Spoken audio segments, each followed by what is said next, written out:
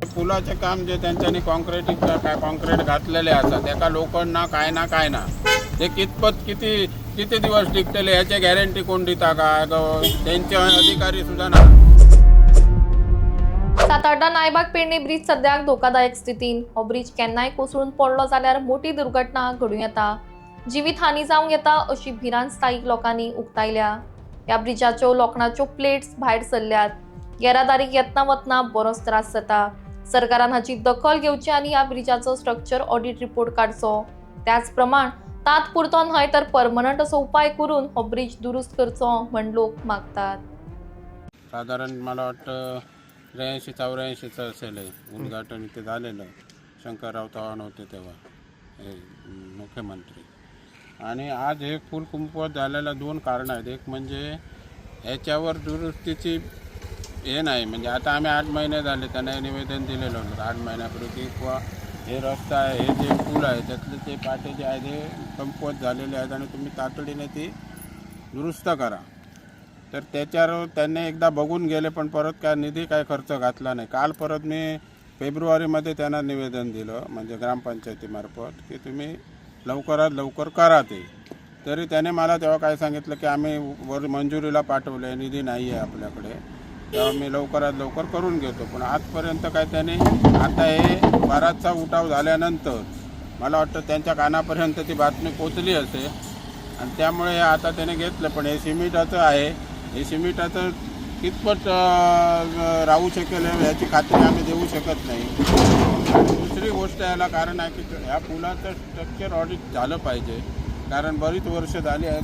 बाजूचे ते तुमच्या गोवा राज्याचे हे आहेत रेतीवाले, हे ते रेती काढतात, त्यामुळे ह्या पुलाच्या आजूबाजूला रेती काढल्यामुळे पुलाला धोका. आणि तिथे पुढे रेल्वे पूल आहे, मागे तुम्ही पाहिलं असेल तिथला एक भाग खचलेला आहे, तो कोणाच्या चुकीमुळे नाही, रेती काढल्यामुळे ढसाळतो ना पुढचा. आता आमचे 9 गुंठे ही माझी बागायती आहे, इथे 9 गुंठे बागायच्या आतमध्ये दिलेले आहे.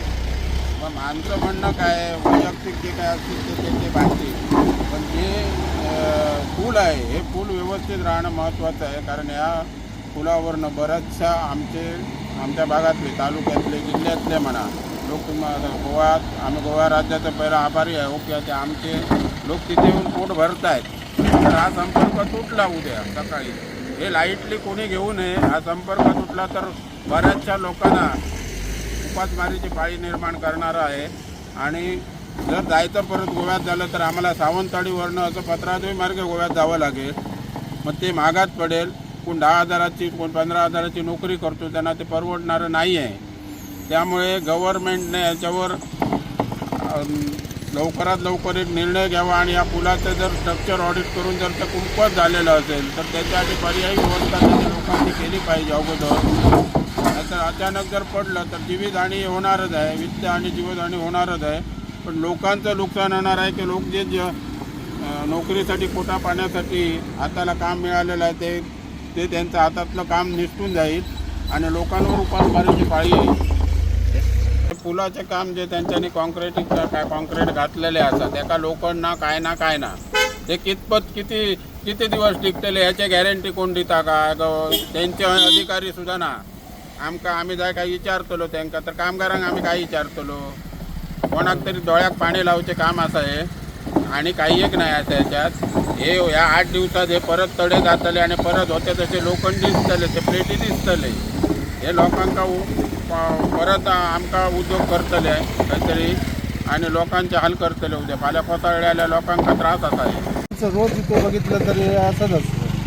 काय आता किती दिवस झाले त्या प्लेटचे तर दुर्दशा प्लेट अशी उचलून तर एकतर खाली कोणतरी गेला तर काय म्हणून काय तुमची मागणी काय आहे सरकारला? मागणी ते आता रोज येऊन जरा करतात, त्याच्यापेक्षा काहीतरी व्यवस्थित एकदाच करायचं ना.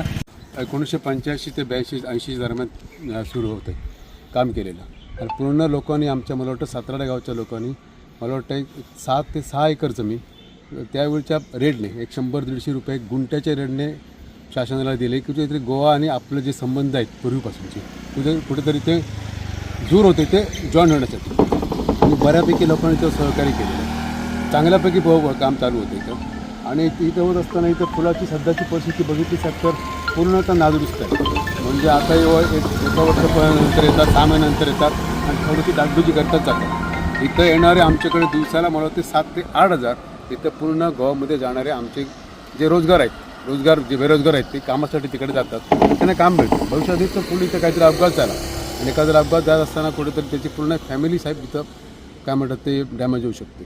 त्याच्यामुळे शासनाने दोन्ही शासनाने इथं कुठेतरी चांगले संबंध आपले आहेत गोवा आणि महाराष्ट्र किंवा सिंधुदुर्ग जिल्ह्याचे, जेणेकरून ते सुद्धा सुधारण्यासाठी किंवा पुढे भविष्यात येणाऱ्या युवकांना त्रास होऊ नये म्हणून तुम्ही शासनाने इथं लक्ष घालावं आणि जे काम चाललं आहे ते कुठेतरी चांगल्या परिणाम व्हावं. आता तात्पुरती डागडुजी करता हे आम्हाला मान्य नाही आहे, पण ते कुठेतरी चांगल्या परिणामी कायमस्वरूपी व्हावं किंवा इच्छा